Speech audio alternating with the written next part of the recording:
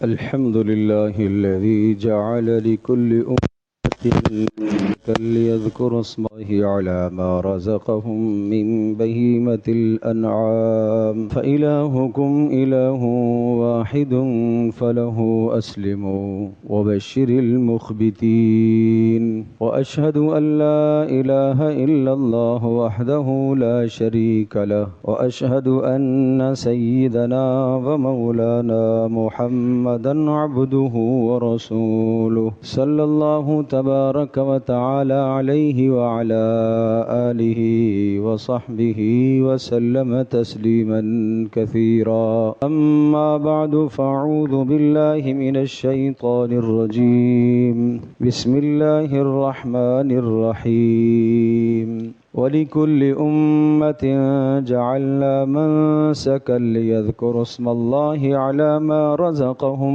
من بهيمة الأنعام فإلهكم إله واحد فله أسلموا وبشر المخبتين صدق الله مولانا العظيم رب اشرح لي صدري ويسر لي أمري واحلل عقدة من لساني يفقه قولي اللهم صل على محمد وعلى آل محمد كما صليت على إبراهيم وعلى آل إبراهيم إنك حميد مجيد اللهم بارك على محمد وعلى آل محمد كما باركت على إبراهيم وعلى آل إبراهيم إنك حميد مجيد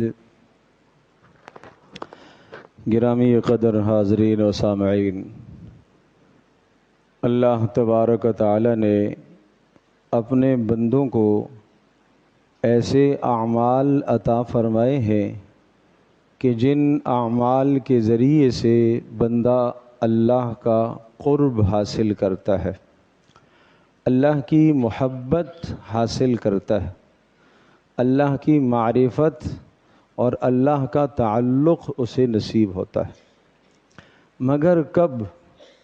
جب اعمال کے اندر صحیح معنوں میں روح موجود ہو۔ انسان ایک ڈھانچہ ہے، اگر اس سے روح کو نکال دیا جائے تو اسے مردہ کہا جائے گا، یہ بے جان ہے۔ دیکھنے میں اس کی آنکھیں بھی موجود ہیں، کان بھی موجود ہیں، زبان بھی ہے، ہاتھ پیر بھی ہیں، لیکن کہا جائے گا کہ یہ مردہ ہے، اس کے سارے اعضاء ناکارہ ہیں، اس لیے کہ اس میں روح نہیں ہے۔ تو پتہ یہ چلا کہ روح اور جسم دونوں مل کر وجود، کسی شے کا جو وجود ہوتا ہے وہ روح اور جسم کے دونوں کے ملنے سے ہوتا ہے۔ جب روح نکل گئی تو اس جسم کی کوئی حیثیت نہیں ہے اور اس جسم کو زمین کے سپرد کر دیا جاتا ہے۔ اسی طرح سے ایک عمل کی مثال ذہن نشین فرمائیے، نماز ایک اس کی ظاہری شکل ہے، ایک ظاہری ڈھانچہ ہے۔ ایک آدمی آتا ہے اور آپ دیکھ رہے ہیں صف اول میں آ کے کھڑا ہوا، اہتمام کے ساتھ اس نے ہاتھ کانوں تک اٹھائے اور پھر ہاتھ اس نے باندھے، اور پھر جتنی دیر قیام کیا جاتا ہے اتنی دیر کھڑا رہا، پھر اس کے بعد رکوع بھی کر دیے، رکوع بھی کیا، پھر دونوں سجدے بھی کیے، اسی طرح سے دوسری رکعت، اسی طرح سے اس کے بعد سلام اس نے پھیرا۔ تو آپ یہ کہیں گے کہ یہ آدمی کیا کر رہا ہے؟ بھائی کیا کر رہا ہے؟ نماز پڑھ رہا ہے، ٹھیک ہے۔ لیکن آپ مجھے بتائیے کہ اگر اس آدمی نے وضو نہ کیا ہو، اس کے کپڑے پاک نہ ہوں، اور یہ یہاں کھڑے ہو کے جو اس نے عمل کیا ہے جس کو ہم نے نماز کہا، چونکہ ہم تو ظاہر کو دیکھ رہے، لیکن اس نے پڑھا بھی کچھ نہیں ہے، نہ اس نے سورۃ الفاتحہ پڑھی ہے، نہ اس کے بعد سورت پڑھی ہے، نہ اس نے التحیات پڑھی ہے، کوئی شے اس نے نہیں پڑھی، اوپر نیچے ہوتا رہا، وضو بھی نہیں ہے، کپڑے بھی پاک نہیں ہیں، پڑھا بھی کچھ نہیں ہے، تو آپ بتائیے نماز ہوگی اس کی؟ دیکھنے میں ڈھانچہ شکل تو نظر آ رہی ہے نماز کی، دور سے دیکھنے والا یہ کہے گا کہ یہ نماز پڑھ رہا ہے، لیکن چونکہ وہ اور اس کا اللہ جانتا ہے کہ اس کے کپڑے بھی پاک نہیں ہیں اور اس کا جسم بھی پاک نہیں ہے، اور اسی طرح سے جناب اس نے کچھ پڑھا بھی نہیں ہے، لہٰذا اللہ کی جانب سے اس شخص کو اس نماز پر کوئی اجر ملے گا؟ نہیں ملے گا، بلکہ اگر یوں کہا جائے کہ اجر تو کیا، گناہ ملے گا، کیونکہ یہ نماز کے ساتھ تمسخر کر رہا ہے، یہ نماز کا مذاق اڑا رہا ہے۔ تو نماز ایک عمل ہے جس عمل کے ذریعے سے بندہ اللہ کے قریب ہوتا ہے، مگر ایک اس کی ظاہری شکل ہے جو ہم سب نے دیکھی اور ہم سب نے فیصلہ کر دیا کہ اس نے نماز پڑھی، اور ایک اس کی اندر کی روح ہے وہ اسے حاصل نہیں ہوئی، لہٰذا اللہ کے یہاں اس کی وہ نماز شمار نہیں ہوگی۔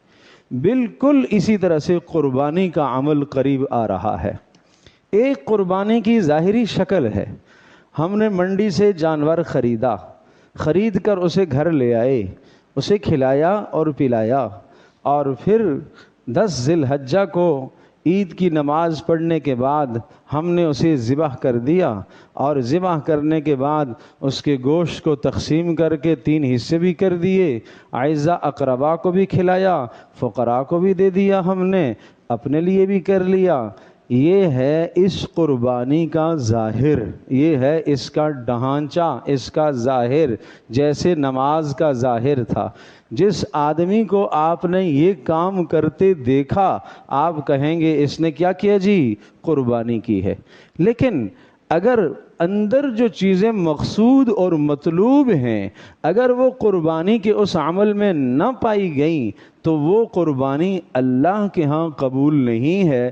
جیسے دیکھنے میں یہ نماز پڑھ رہا ہے، ظاہر میں ہمیں نماز نظر آ رہی ہے، لیکن وضو بھی نہیں ہے، کپڑے بھی پاک نہیں ہیں، کچھ پڑھا بھی نہیں ہے، تو نماز نہیں ہوگی۔ اسی طرح سے دیکھنے میں یہ ظاہری قربانی ہمیں نظر آ رہی ہے، اس لیے کہ جانور خریدا گیا، اس کو کھلایا گیا، اس کو ذبح کیا گیا، اور اسی طرح سے اس کے 3 حصے کیے گئے۔ جیسا یہ نماز پڑھ رہا تھا، بالکل رکوع بھی ٹھیک کر رہا تھا، سجدہ بھی ٹھیک کر رہا تھا، اتحیات کی حالت میں بھی صحیح بیٹھا ہوا تھا، لیکن اس کی نماز نہیں ہوئی، اس لیے کہ وضو بھی نہیں ہے، کپڑے بھی پاک نہیں ہیں، اور اس نے نماز میں کچھ پڑھا بھی نہیں ہے۔ اسی طرح سے یہ قربانی کا ظاہر ہمیں نظر آیا، مگر جو حقیقت مطلوب تھی وہ اندر اس نے اگر نہیں ڈالی تو اس قربانی کے اندر روح نہیں پیدا ہوگی، اور پھر وہ قربانی اللہ کے یہاں قبول نہیں ہوگی۔ بات سمجھ میں آ گئی جی؟ جیسے یہ نماز اسی طرح سے قربانی۔ اب 4 چیزیں بتاتا ہوں جو قربانی کے مقاصد ہیں، جن کے لیے قربانی کا حکم ہے۔ ان 4 چیزوں کو اندر پیدا کرنے کی کوشش کرو، اور اگر ان 4 چیزوں سے آپ کی قربانی فارغ ہے اور ان 4 چیزوں سے قربانی خالی ہے تو پھر وہ قربانی اللہ کے یہاں قبول نہیں ہے۔ جیسے وہ نماز اگر وضو سے خالی ہے، نماز پاک کپڑوں سے خالی ہے، اور نماز اگر نماز کے دوران قرات سے اور اسی طرح سے تلاوت سے اور دیگر اذکار پڑھنے سے خالی ہے، اس نماز کا کوئی اعتبار نہیں۔ اسی طرح سے اگر قربانی روح سے خالی ہے، اور یہ 4 چیزیں جو میں ذکر کرنے لگا ہوں اگر یہ 4 چیزیں موجود نہیں ہیں تو قربانی کا اجر و ثواب نہیں، کچھ نہیں ملے گا۔ ظاہر ہم نے ڈھانچہ کر لیا مگر ملے گا کچھ نہیں۔ اب سنیے، جو آیات بینات میں نے تلاوت کی ہیں یہ سورۃ الحج کی آیات بینات ہیں، اور سورۃ الحج کی آیت نمبر 34، 35، 36، 37 یہ 4 آیات ہیں جو قربانی کے مقاصد کو ذکر کرتی ہیں۔ نمبر 1، وَلِكُلِّ أُمَّةٍ جَعَلْنَا مَنْسَكًا لیذکروا اسم اللہ، پہلی بات تو یہ سمجھائی کہ قربانی ہم نے ہر امت میں رائج کی ہے، یہ کوئی نیا حکم نہیں ہے، ہر امت میں قربانی رہی ہے، گزشتہ امتوں میں بھی قربانی رہی ہے۔ لہٰذا اس زمانے میں ملحدین کا اور کچھ لوگوں کا اور اسلام دشمنوں کا یہ اعتراض کرنا کہ قربانی کے موقع پر اتنے لاکھوں کروڑوں جانوروں کو ذبح کیا جاتا ہے جس سے ملک کی معیشت تباہ ہوتی ہے، دنیا کی معیشت تباہ ہوتی ہے، ان کا یہ اعتراض بالکل بیکار ہے، کیونکہ اللہ ارشاد فرما رہا یہ قربانی کوئی آج کی نہیں ہے بلکہ ہر امت میں قربانی کا حکم رہا ہے، ہر امت میں قربانی کا حکم رائج رہا ہے۔ اور پھر اس قربانی کے موقع پر میں تو یہ کہتا ہوں کہ ملک کی معیشت مستحکم ہوتی ہے، اس لیے کہ پورا سال جو جانور پلتے ہیں، ان جانوروں کو پالنے کے لیے جو ملازم رکھے جاتے ہیں ان کی روزی کا انتظام ہوتا ہے، پھر وہ جو جانور چارہ کھاتے ہیں اس کے لیے ان کے لیے چارہ اگایا جاتا ہے، ان کسانوں کی روزی کا انتظام ہوتا ہے، پھر جب موقع آتا ہے تو ٹرانسپورٹ کے ذریعے سے جانوروں کو دائیں بائیں منتقل کیا جاتا ہے، ٹرانسپورٹ والوں کے لیے معیشت کا انتظام، ان کی جناب روزمرہ کی دہاڑی لگ گئی، اور پھر اسی طرح سے آلات ذبح کے جو آلات ہیں وہ بھاری بھرکم میں تقسیم ہوتے ہیں، فروخت ہوتے ہیں۔ آپ دیکھیں ان لوگوں کی معیشت، پھر وہ طبقہ جو ذبح کرنے والا ہے، کسائی کا طبقہ، ان کی معیشت کس طرح سے آگے بڑھتی ہے۔ یوں سمجھ لیجئے اس ایک قربانی کے عمل سے، اس ایک دن، 2 دن، 3 دن کے عمل سے لوگوں کی پورے سال کی معیشت، اس کا دار و مدار ان 3 دنوں پر ہوتا ہے۔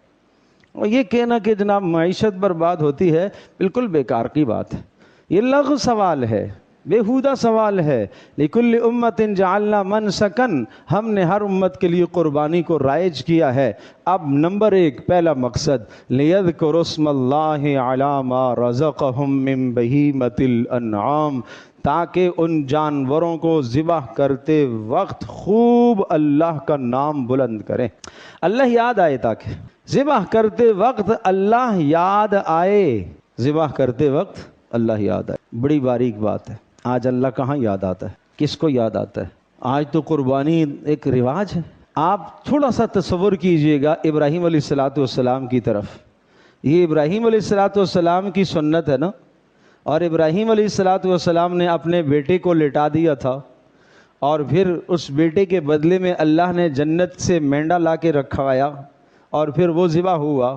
تو مجھے آپ یہ بتائیے کہ ابراہیم علیہ السلام نے جب اپنے بیٹے کو لٹایا ہوا ہے اور آنکھوں پر پٹی باندھی ہوئی ہے، اپنی بھی اس کی آنکھوں پر بھی، اور ہاتھ میں چھری بھی ہے، اور ادھر اللہ سے باتیں کر رہے ہیں، اللہ یاد آ رہا ہے کہ نہیں آ رہا؟ اللہ سے کیا باتیں کر رہے ہیں؟ اے اللہ، اگر تیرا یہ خیال ہے کہ ابراہیم کے دل میں اس کے بیٹے کی محبت تیری محبت سے زیادہ ہے تو یہ میرا بیٹا تیرے نام پر قربان ہے۔ یوں باتیں ہو رہی ہیں، راز و نیاز کی باتیں ہو رہی ہیں۔ ذبح کرنے والے ابراہیم علیہ السلام اللہ سے مناجات کر رہے ہیں۔ یہ ہے لِيَذْكُرُوا اسْمَ اللَّهِ عَلَى مَا رَزَقَهُم مِّن بَهِيمَةِ الْأَنْعَامِ کے چوپایوں کی گردنوں پر جب تم چھریاں پھیرو تو اس وقت تمہیں اللہ یاد آنا چاہیے، اللہ کی عظمت، اللہ کی کبریائی، اللہ کی بڑائی تمہارے دل میں ہونی چاہیے۔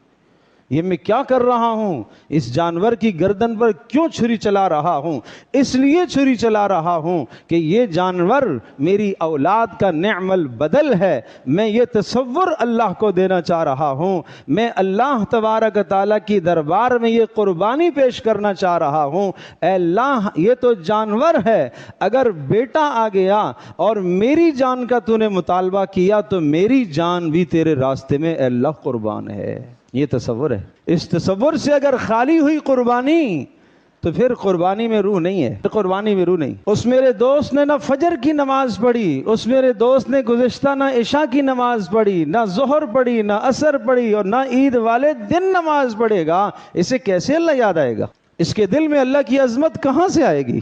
زبان حال سے تو وہ جانور اس کو کہے گا میری گردن پر تو نے چھری چلا لی ہے، مگر تیری خواہشات پر تو چھری نہیں چلی. تو نے فجر کی نماز کے لیے اپنی نیند پر چھری نہیں چلائی، اپنی نیند کو تو نے قربان نہیں کیا، اور مجھے تو قربان کر رہا ہے. اس قربانی کا بھلا کیا فائدہ؟ اس لیے لِيَذْكُرُوا اسْمَ اللَّهِ عَلَى مَا رَزَقَهُم مِّن بَهِيمَةِ الْأَنْعَامِ. اور پھر اس وقت میں سمجھنا چاہیے اور دل اور دماغ میں اس عقیدے کو، اس نظریے کو، اس سوچ کو قائم کرنا چاہیے. فَإِلَٰهُكُمْ إِلَٰهٌ وَاحِدٌ، تم سب کا رب ایک ہی اللہ ہے. ارے بات صرف یہاں تک بس نہیں کہ میرا اور آپ کا اور ہم سب کا اور ساری کائنات کا رب اللہ ہے. اگر اتنا اقرار ہو جاتا، اس پر بس نہیں کروائی. اگلا جملہ سنیے گا، فَلَهُ أَسْلِمُوا. مطالبہ یہ ہے کہ وہ جو رب ایک ذات ہے، وحدہ لا شریک ہے، اس کے سوا تمہارا کوئی معبود نہیں، کوئی مشکل کشا نہیں، کوئی حاجت روا تمہارا نہیں، نفع اور نقصان کا مالک کوئی نہیں. اگلا جملہ کیا ہے؟ فَلَهُ أَسْلِمُوا. اس اللہ کے سامنے جھک جاؤ، اس کے حکموں کے سامنے جھک جاؤ. یہ قربانی یہ تصور دے رہی ہے کہ اس اللہ کے حکم کے سامنے جھک جاؤ. جس وقت یہ کرنے کا حکم آیا، اے اللہ میں تیار. جس چیز سے منع کیا، اے اللہ تو نے منع کر دیا، میں نہیں کرنا، مجھے نہیں کرنا. کیونکہ اللہ نے منع کیا، کیونکہ اللہ کے نبی نے منع کر دیا. ما آتاکم الرسول فخذوہ وما نہاکم عنہ فانتہوہ. جو تمہیں تمہارا رسول دے دے اس کو مضبوطی سے لے لو، اور جس سے تمہیں تمہارا رسول منع کرے اس سے باز آ جاؤ. بس یہ ہے فلسفہ قربانی، یہ ہے قربانی کا مقصد. کیا قربانی کا جانور ذبح کرنے کے بعد کچھ میرے دوست 30 سال سے قربانیاں کر رہے، کچھ 40 سال سے کر رہے، کچھ 50 سال سے کر رہے، کچھ 20 سال سے کر رہے، کچھ 10 سال سے، کچھ 5 سال سے. میرا یہ سوال ہے، فَلَهُ أَسْلِمُوا. کیا اللہ تبارک تعالیٰ کے سامنے جھکنے کا جذبہ پیدا ہو گیا؟ اور میرے پیارو، جھکنے سے مراد صرف نماز نہیں ہے، جھکنے سے مراد صرف روزہ نہیں ہے، جھکنے سے مراد صرف حج اور زکوٰۃ نہیں ہے. زندگی کے سارے معاملات میں اللہ کے سامنے جھک جاؤ. محبت، کسی شخص سے محبت ہو گئی ہے مگر اللہ کے حکم کے خلاف ہو رہی ہے، چھوڑ دو اس کو. کسی پر غصہ آ رہا ہے مگر اس غصے میں اللہ کی نافرمانی ہو رہی ہے، اپنے غصے کو چھوڑ دو، قربان کر دو. ایک طرف اولاد کی چاہت آ رہی ہے اور ایک طرف اللہ کا حکم آ رہا ہے، اولاد کی چاہت کو پیچھے کر دو. کیا ابراہیم علیہ السلام کو ذبح کرتے وقت نہیں پتہ تھا کہ ذبح کا مطلب جان جانی ہے؟ یا اسماعیل علیہ السلام کو نہیں معلوم تھا کہ ذبح ہونے کا مطلب کیا ہے؟ میری جان جائے گی. قربان جاؤں ان ہستیوں پر، اور لاکھوں کروڑوں ہماری جانیں ان پر قربان ہوں. ابراہیم علیہ السلام اور اسماعیل علیہ السلام کی محبت اللہ سے. ارے محبت کیا ہے؟ اللہ سے عشق ہے. انسان کے پاس سب سے قیمتی چیز اس کی جان ہے، انسان کے پاس سب سے قیمتی اس کی اولاد ہے، سب سے قیمتی اثاثہ انسان کے لیے اولاد ہے. آدمی کروڑوں کی رقم اولاد کے لیے خرچ کر دیتا ہے. اللہ نہ کرے کسی کا بیٹا بیمار ہو جائے، بیٹی بیمار ہو جائے، اس کے علاج اور معالجے کے لیے اسے گھر بیچنا پڑے گا، بیچ دے گا، دکان بیچ دے گا، اپنا سب کچھ بیچ کر اس کی جان بچانے پر لگائے گا. پتہ چلا کہ انسان کے پاس اولاد سب سے قیمتی اثاثہ ہے. لیکن ابراہیم علیہ السلام اپنی اولاد کو اللہ کے نام پر قربان کر کے قیامت تک کے انسانوں کے لیے یہ تصور قائم کر دیا، یہ نظریہ قائم کر دیا اور یہ پیغام دے دیا کہ اللہ کا حکم اگر آ جائے اولاد کے قربان کرنے کا تو اس کے لیے بندے کو تیار رہنا چاہیے. قربانی کر کے خواہش بھی قربان نہ ہو، چاہت بھی قربان نہ ہو. ارے مول صاحب چھوڑو نا بھائی، ساری باتوں پر عمل کرنا کوئی ضروری ہے؟ ہمارے پاس یہ جواب ہے. ہمیں شیطان یہ سجھاتا ہے. وہاں جو ابراہیم علیہ السلام کو وسوسے ڈالنے کے لیے آیا، ایک بار کنکر مارے، دوسری بار کنکر مارے، رضن للرحمن ورغمن للشیطان. اللہ راضی ہو اس لیے ایسا کر رہا ہوں، شیطان کو رسوا کرنے کے لیے ایسا کر رہا ہوں. کیا جذبات تھے ابراہیم علیہ السلام. اما ہاجر کے پاس جاتا ہے، تمہیں معلوم ہے کیا ہو رہا ہے؟ نہیں. کہاں لے گئے اسماعیل کو ابراہیم؟ مجھے تو نہیں پتا. ذبح کرنے کے لیے भला कोई बाप ज़िबा करते हैं, हाजर पूछती हैं, कोई बाप ज़िबा करता है अपने बच्चे को? अब शैतान ने जब देखा कि नहीं मेरा हरबा तो नहीं चला, तो उसने फिर बेसाख्ता कह दिया वो अल्लाह का हुक्म है इसलिए ज़िबा कर रहे हैं। तो हाजर बोल पड़ी अल्लाह का हुक्म है? हाँ हाँ अल्लाह का हुक्म है। अच्छा अल्लाह का हुक्म है, एक इस्माइल नहीं, अल्लाह की कसम 100 इस्माइल ज़िबा हो जाए मैं तैयार हूँ इसके लिए। ये जज्बा था। ये है लियज़्कुरुस्मल्लाहि अला मा रज़क़हुम, जानवरों को ज़िबह करते वक्त ये जज्बा तुम्हारे दिलों में मौजूद होना चाहिए, वरना इसके बगैर खाली है। नंबर 2, दूसरा मकसद ये समझाया, कुर्बानी का मकसद ये है लअल्लकुम तशकुरून। ये बड़े बड़े कदावर जानवर और ताकतवर जानवर जो अगर आपको एक टक्कर लगाएं तो आदमी का हशर नशर हो जाए, इंसान के ताबे अल्लाह पाक ने उन्हें इंसान के ताबे कर दिया। ऊँटों की कतार को देखो, एक मासूम बच्चे के पीछे चल रहे होते हैं। उन जानवरों के दिल में इस इंसान का रौब डाल दिया। ये है तो छोटा सा, मगर जानवरों पर भी हुकूमत करता है। जानवर भी इसके कंट्रोल में, थोड़ा सा चारा और दाना डालता है और उनसे अपने काम लेता है, अपने मकासद के लिए इस्तेमाल करता है। तो कहा कुर्बानी इसलिए करवाई जा रही है लअल्लकुम तशकुरून, ताकि जैसे ये जानवर तुम्हारे हुक्म के ताबे हैं इस तरह से तुम अल्लाह के हुक्म के ताबे बन जाओ। इसलिए कहा गया कि मोटा ताज़ा जानवर, खूबसूरत जानवर, बेहतरीन जानवर, बेऐब जानवर लेकर आओ, ताकि तुम्हें पता चले कि ये बेऐब जानवर, ये लंगड़ा नहीं है, ये काना नहीं है, ये लूला नहीं है, ये बीमार नहीं है, ये लागिर नहीं है, फिर भी इतनी ताकत के साथ ये मेरे ताबे है। तो मैं जो तंदुरुस्त हूँ, सही हूँ, सेहत भी अच्छी है, ज़माना भी जवानी का है, बहुत सारे आमाल कर भी सकता हूँ, मैं कितना अल्लाह का शुक्रगुजार हूँ। ये है कुर्बानी का फ़लसफ़ा। मेरे अंदर अल्लाह की शुक्रगुजारी कितनी है, मैंने कितना शुक्र अदा किया। लअल्लकुम तशकुरून। शुक्र के 3 माने होते हैं। नंबर 1, अल्लाह जो कुछ तूने मुझे अता फरमाया, अल्लाह इस पर मैं तेरा शुक्र अदा करता हूँ। ज़बान से इकरार करे, अल्लाह मेरा माल, अल्लाह मेरी औलाद, मेरा घर बार, मेरी सेहत, मेरी जान, अल्लाह तेरा शुक्र है जो कुछ तूने मुझे अता किया। नंबर 2, दिल में ये तसव्वुर करे, अल्लाह मैं इसका अहल तो मुस्तहिक नहीं था, ये तेरा फजल, मैं आसी, मैं गुनाहगार, कहाँ मैं और कहाँ तेरी ज़ात, कहाँ तेरा करम और कहाँ मुझ जैसा गुनाहगार। अल्लाह ये तेरा करम है, अल्लाह ये तेरा फजल है, अल्लाह तेरा एहसान है, मैं इन नेमतों का मुस्तहिक नहीं था, ये 100% तेरा एहसान है, ये तूने अपनी रहमत की वजह से मुझे अता किया, अल्लाह मेरे किसी कमाल की वजह से तूने मुझे नहीं दिया। और नंबर 3 शुक्र ये है कि जो नेमत जिस मकसद के लिए अल्लाह ने अता फरमाई है, उस नेमत को उस मकसद में इस्तेमाल किया जाए। अगर एक शख्स अपनी औलाद की दुरुस्त तरबियत नहीं कर रहा तो ये नाशुक्री कर रहा है।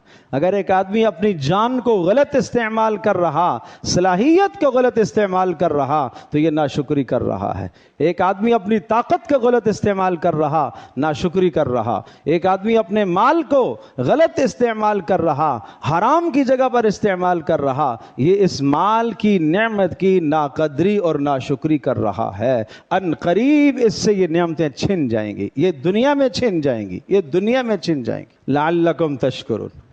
दूसरा मकसद बताया, इसलिए कुर्बानी है ताकि तुम अल्लाह का शुक्र अदा करो। नंबर 3, लन यनाल अल्लाह लुहुमुहा वला दिमाउहा वलाकिन यनालुहु तक़वा मिनकुम। देखो तुम जो जानवर ज़िबा करते हो, ये ज़िबा करके कहाँ जाते हैं जानवर?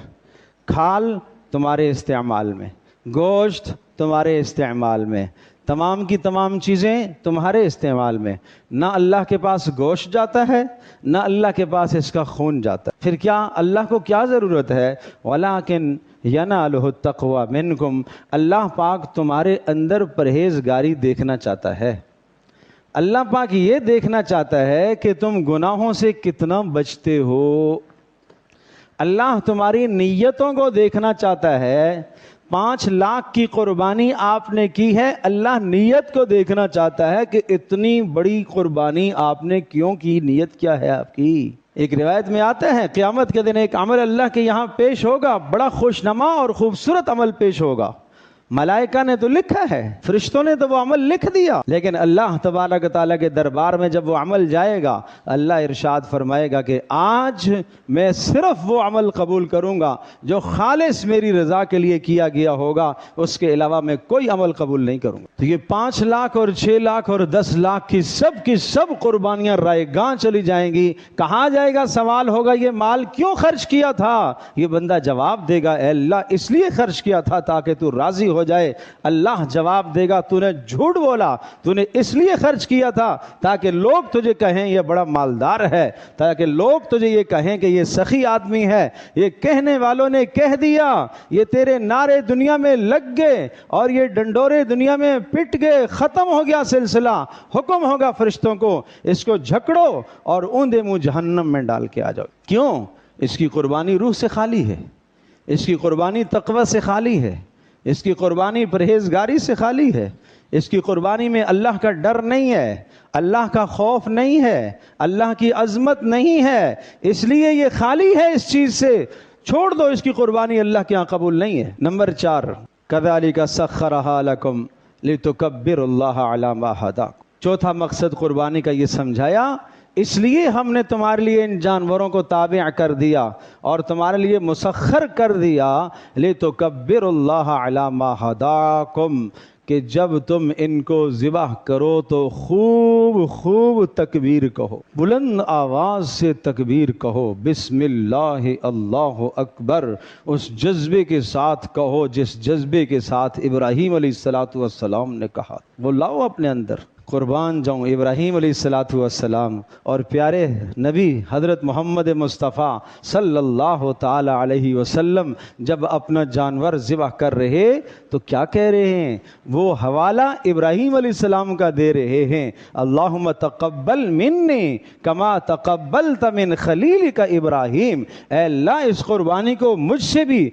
ऐसे ही कबूल फरमा ले जैसा कि आपने अपने खलील इब्राहीम से कुर्बानी को कबूल किया था, ऐ अल्लाह मुझसे भी इसी तरह से कबूल फरमा। अपने नबी सल्लल्लाहु ताला अलैहि वसल्लम भी इब्राहीम अलैहिस्सलातु वस्सलाम की कुर्बानी का हवाला देकर कह रहे हैं, ऐ अल्लाह ऐसे कबूल कर जैसे तूने इब्राहीम अलैहिस्सलातु वस्सलाम से कबूल किया था। तो वो इब्राहीम की कबूलियत और इब्राहीम की कुर्बानी को मेयार करार दिया, मोहम्मद रसूलुल्लाह सल्लल्लाहु अलैहि वसल्लम की कुर्बानी को मेयार करार दिया। जिस शख्स की कुर्बानी मोहम्मद रसूलुल्लाह सल्लल्लाहु अलैहि वसल्लम की कुर्बानी के मुताबिक होगी, अरे जिस शख्स की कुर्बानी इब्राहीम अलैहिस्सलातु वस्सलाम की कुर्बानी के मुताबिक होगी और ये 4 मकासद उस कुर्बानी के अंदर होंगे, अल्लाह उस कुर्बानी को कबूल करेगा। और जिसमें ये 4 मकासद नहीं है और इब्राहीम अलैहिस्सलातु वस्सलाम की की कुर्बानी नहीं है, मोहम्मद रसूलुल्लाह सल्लल्लाहु अलैहि वसल्लम की तरह की कुर्बानी नहीं है, जाहिर देखने में जानवर ज़िबा हो रहा, देखने में गोश्त भी तकसीम हो रहा, देखने में जानवर भी खरीदा जा रहा है, लेकिन अल्लाह के यहाँ उस कुर्बानी की कोई हैसियत नहीं है। मिसाल दे चुका हूँ, जैसे एक शख्स नमाज पढ़ रहा है मगर उसका वजू भी नहीं है, उसके कपड़े भी पाक नहीं है और नमाज में पढ़ भी कुछ नहीं रहा, देखने में तो हमें नमाज नजर आ रही है मगर अल्लाह के यहाँ वो नमाज नहीं है। इसी तरह से अगर इन मकासद से कुर्बानी खाली है तो फिर समझ लो कि वो कुर्बानी अल्लाह के यहाँ कुर्बानी नहीं। तो बहुत हमें समझना होगा, अरसे से हम कुर्बानियां दे रहे हैं, अरसे से हम जानवरों को ज़िबाह कर रहे हैं और अभी आप हजरात और कुर्बानियों के जानवरों को ख़रीदेंगे और अभी तो वक्त है। ये आज मैं बात इसलिए कर रहा हूँ गो कि अभी ज़िलहज्जा शुरू नहीं हुआ, मगर इन मकासद को जहन में रख लो भाई। ये मकासद 4 जो बताए ये अपने जहनों में, दिलों में, दिमागों में बिठाओ, अपने घर वालों के जहनों में, दिलों में, दिमागों में बिठाओ। हर शख्स जो कुर्बानी करने वाला है उसके दिल और दिमाग में ये बैठाओ। ये कोई कुर्बानी के मकासद नहीं है कि बस जानवर खरीद लिया और महल्ले में आके किसी खाली प्लॉट में बांध कर दिया और सारी रात जवान वहाँ बैठ के गप्पे लगा रहे और न फजर की नमाज का एहसास, न इशा की नमाज का एहसास, न पाकी और तहारत का कोई एहसास। ओ पेशाब की छींटों से, नजासत से नहीं बच रहे, इस्तंज़िहु अनिल बौल फ़इन्न आम्मत अज़ाबिल क़ब्र मिन्हु, पेशाब की छींटों से बचा करो, इसलिए कि आम तौर पर कब्र का अजाब इसी वजह से होता है, इसी वजह से होता है। تو یہ ضروری ہے کہ قربانی کے فلسفے کو سمجھا جائے، مسائل کو جانا جائے، احکام کو سیکھا جائے۔ نماز آپ پر فرض ہو گئی تو نماز کے مسائل کا سیکھنا آپ کے لیے ضروری ہے۔ فرض کے مسائل کا سیکھنا فرض ہے، واجب کے مسائل کا سیکھنا واجب ہے۔ قربانی آپ کے ذمے میں آ گئی تو پھر اس کے مسائل کا سیکھنا اور جاننا بھی ضروری ہے۔ صرف ہمارے پاس ایک جواب ہوتا ہے، بھائی اللہ نیتوں کو جانتا ہے۔ ٹھیک ہے بھائی، تمہاری نیت بڑی پاک ہے، ابراہیم علیہ السلام کی نیت میں شاید شک ہو سکتا ہے معاذ اللہ۔ محمد رسول اللہ صلی اللہ علیہ وسلم نے جو آداب بتائے وہ ایسے کے بتا دیے۔ محمد رسول اللہ صلی اللہ علیہ وسلم نے جو کتاب الاضاحی کتنی تفصیل سے قربانی کے مسائل کو ذکر فرمایا وہ ویسے ہی ذکر کر دیا۔ اللہ اکبر، ایسی باتیں نہ کہا کرو، یہ سب شیطانی جملے ہیں، یہ شیطانی جملے ہیں، اعمال اکارت کر دیے جائیں گے، ضائع کر دیے جائیں گے۔ اس لیے درخواست ہے قربانی کے احکام و مسائل کو سیکھو۔ انشاءاللہ ثم انشاءاللہ زندگی رہی ہفتہ اتوار پیر منگل کے 4 دروس قربانی کے احکام و مسائل پر تفصیل سے ہوں گے انشاءاللہ، اور میری آپ تمام احباب سے درخواست ہے، اور اس میں آخری دن انشاءاللہ جو منگل کا ہوگا اس میں تفصیلی کلاس قربانی کے احکام و مسائل پر ہوگی۔ آپ میں سے کوئی فرد نہ رہے جس نے یہ مسائل نہ سیکھے ہوں۔ بغیر مسائل سیکھے، بغیر جانے مت قربانیاں کرو۔ میں آپ سے اتنی بات بھی عرض کر رہا ہوں کہ اگر یہ جو ذبح جانور کو ذبح کیا جاتا ہے، اگر وہ شرعی ذبح آپ نے نہ کیا تو جانور حلال بھی نہیں ہوگا۔